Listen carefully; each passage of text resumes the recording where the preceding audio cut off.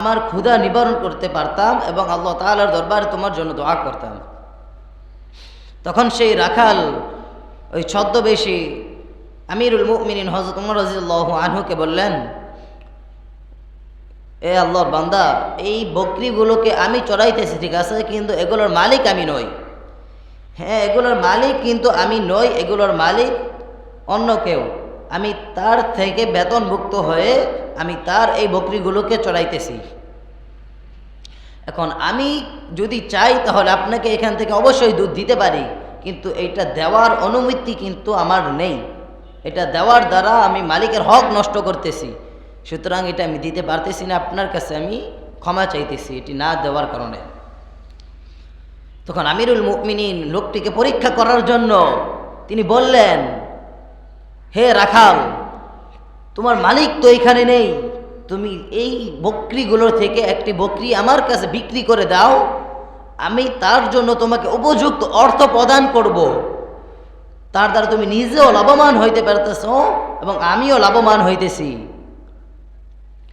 তোমার জরুরত পুরো হইতেছে এবং আমার জরুরত পুরো হইতেছে।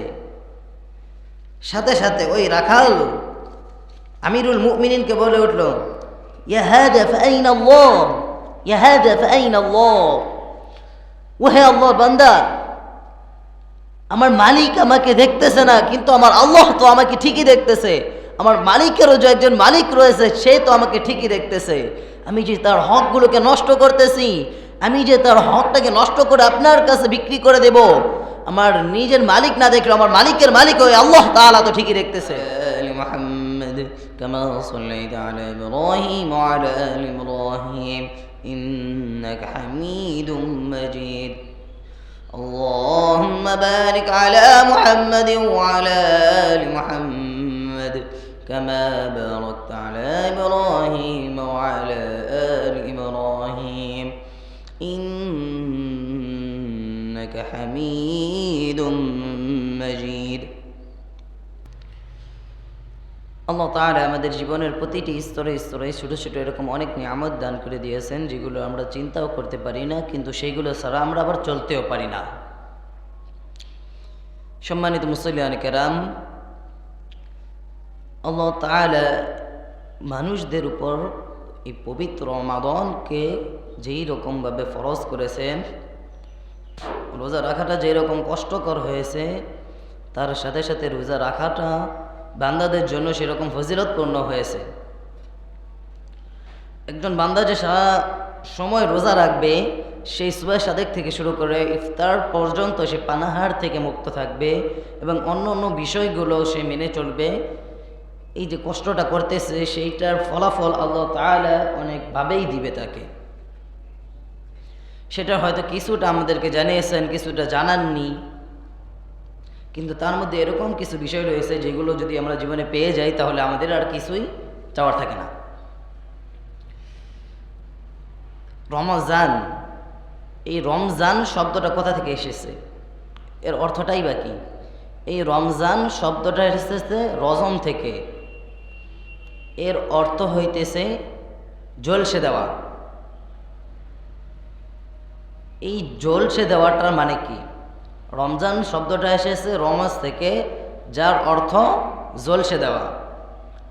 যখন কিনা একজন মুমিনদার বান্দা রোজা রাখে, ইমানের সহিত রোজা রাখে এবং সমস্ত প্রকার নিয়ম কানুন মেনে সে রোজা রাখে, গুনাহ থেকে বিরত থাকে, রোজা রাখা অবস্থায় গুনাহ থেকে বিরত থাকে এবং পূর্বের গুনাহগুলোর জন্য সে অনুতপ্ত হয়ে তওবা করে এবং কিনা 5 ওয়াক্ত নামাজ আদায় করে ফরজ বিধানগুলো মেনে চলে, তখন ওই তার পূর্বে করা গুনাহগুলোকে আল্লাহ তাআলা ঝলসে দেন, তার ওই গুনাহগুলো জোরে জোরে পড়ে যায়।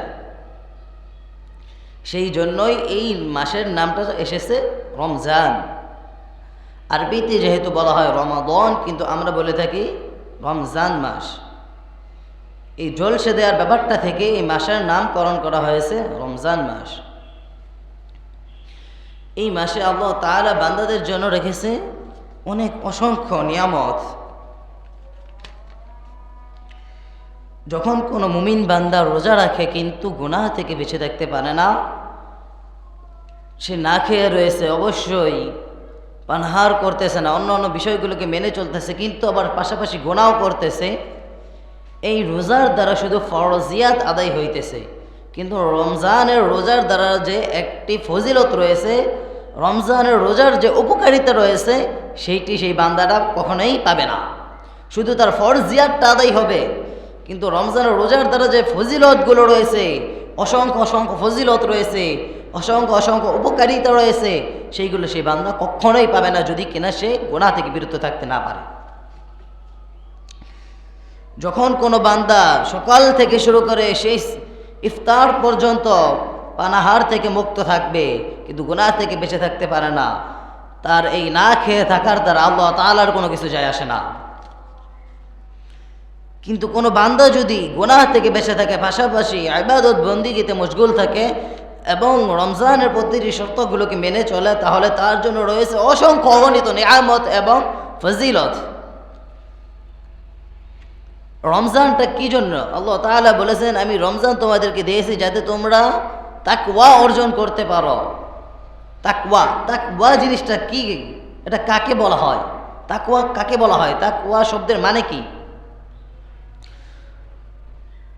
খলিফা হযরত ওমর রাদিয়াল্লাহু আনহুর শাসন কামলে তিনি তাদের প্রজাদেরকে ঠিকভাবে কি শাসন করতে পারতেছে কিনা, তার প্রজাদের অবস্থা কি, তার দেশের অবস্থা কি, সেইটি জানার জন্য তিনি কখনো কখনো ছদ্মবেশে বের হয়ে যেতেন, নিজের আত্মপরিচয়কে গোপন করে বের হয়ে যেতেন, নিজেকে লোকদের থেকে লুকিয়ে দিনে এবং রাত্রে তিনি বিভিন্ন জায়গায় ঘুরে বেড়াতেন, শুধু এইটা জানার জন্য যে তিনার এলাকায় তিনার শাসনের যে প্রজারা রয়েছে তারা কি ভালো রয়েছে কিনা সেটা দেখার জন্য। এমনইভাবে তিনি একদিন ছদ্মবেশে বের হয়ে গেলেন এইটি দেখার জন্য যে তার প্রজারা কি ভালো রয়েছে কিনা। দীর্ঘ পথ অতিক্রম করার পর তিনি ক্লান্ত হয়ে গেলেন এবং তিনি দেখতে পেলেন যে একটি জায়গায় একটি রাখাল কিছু বকরিকে চড়াইতেছেন। তিনি ওই রাখালের কাছে নিকটবর্তী হলেন এবং তাকে বললেন, তাকে উদ্দেশ্য করে বললেন, হে আল্লাহর বান্দা, তুমি কি তোমার এই বকরি থেকে কিছু দুধ দহন করে আমাকে দিতে পারো? আমি অতি ক্লান্ত এবং ক্ষুধার্ত, আমি এই বকরির দুধ পান করে আমার ক্ষুধা নিবারণ করতে পারতাম এবং আল্লাহ তাআলার দরবারে তোমার জন্য দোয়া করতাম। তখন সেই রাখাল ওই ছদ্মবেশী আমিরুল মুমিনিন হযরত ওমর রাদিয়াল্লাহু আনহুকে বললেন, এ আল্লাহর বান্দা, এই বকরিগুলোকে আমি চড়াইতেছি ঠিক আছে, কিন্তু এগুলোর মালিক আমি নই। হ্যাঁ, এগুলোর মালিক কিন্তু আমি নই, এগুলোর মালিক অন্য কেউ। আমি তার থেকে বেতনভুক্ত হয়ে আমি তার এই বকরিগুলোকে চড়াইতেছি। এখন আমি যদি চাই তাহলে আপনাকে এখান থেকে অবশ্যই দুধ দিতে পারি, কিন্তু এইটা দেওয়ার অনুমতি কিন্তু আমার নেই। এটা দেওয়ার দ্বারা আমি মালিকের হক নষ্ট করতেছি, সুতরাং এটা আমি দিতে পারতেছি না, আপনার কাছে আমি ক্ষমা চাইতেছি এটি না দেওয়ার কারণে।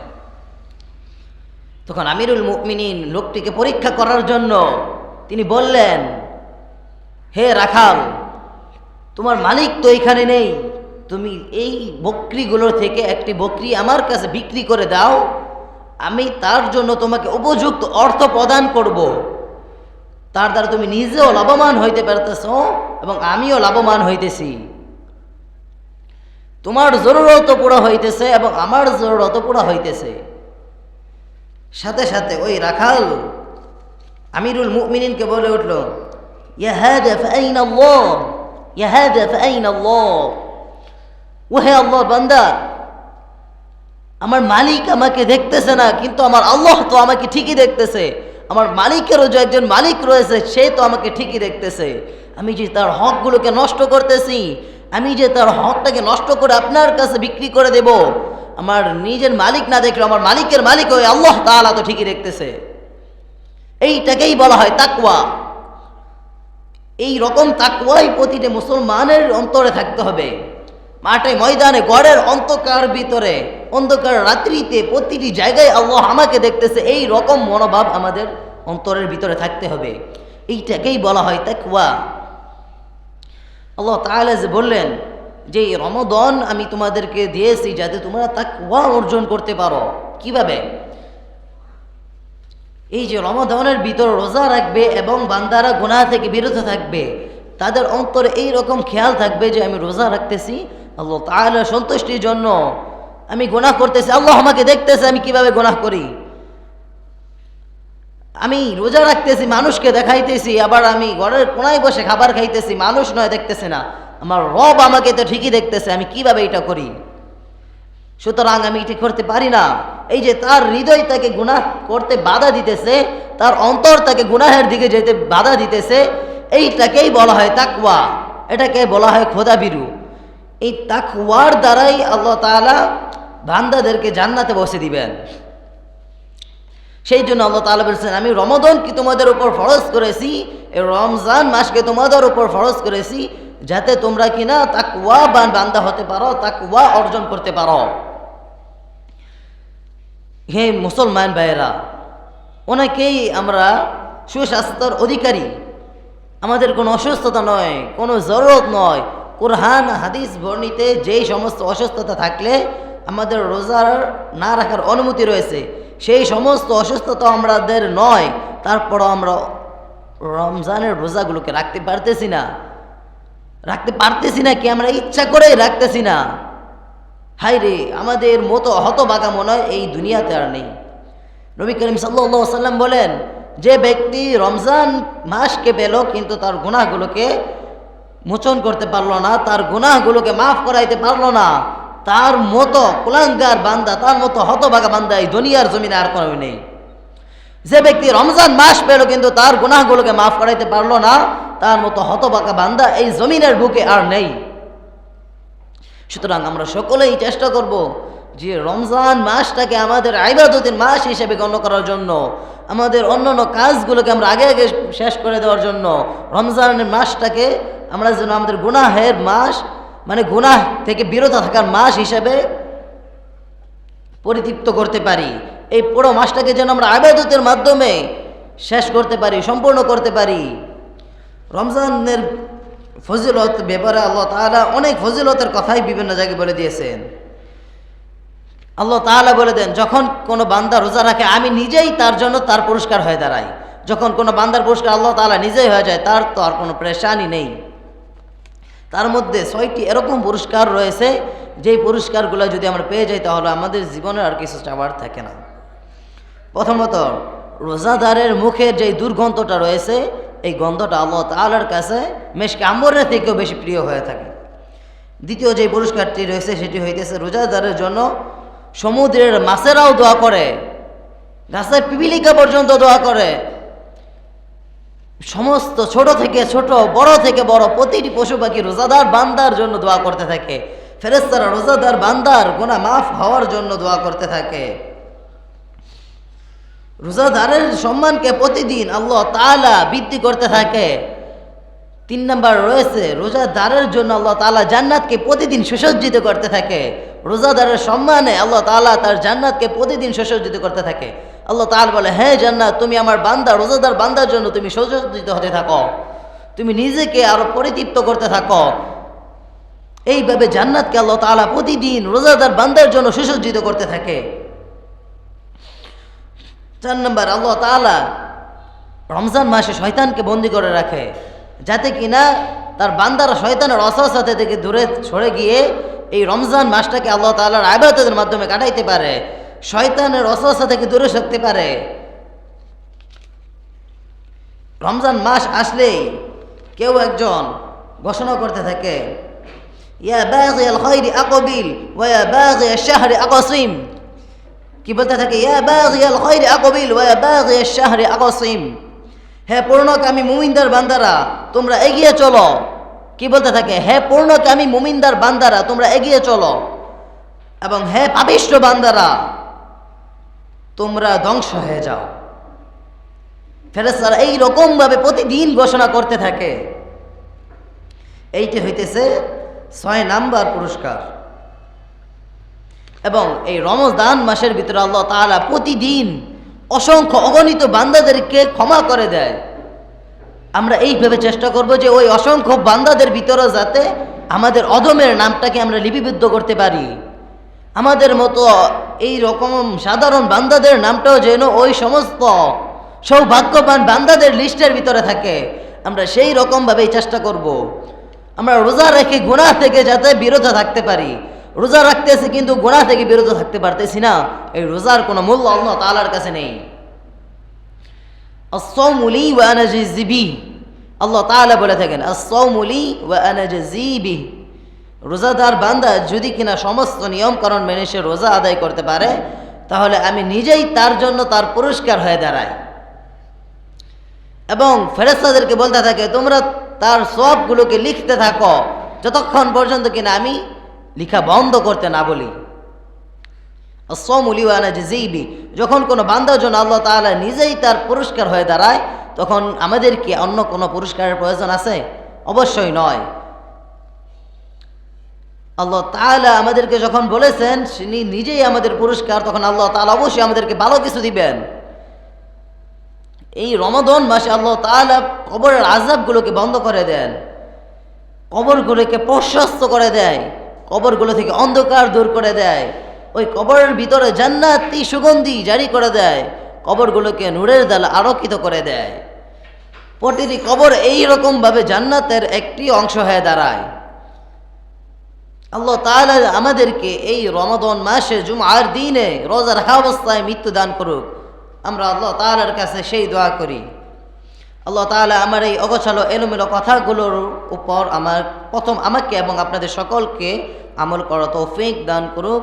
ওয়া আখিরি দাওয়ানা আলহামদুলিল্লাহি রাব্বিল আলামিন। আসসালামু আলাইকুম ওয়া রাহমাতুল্লাহ।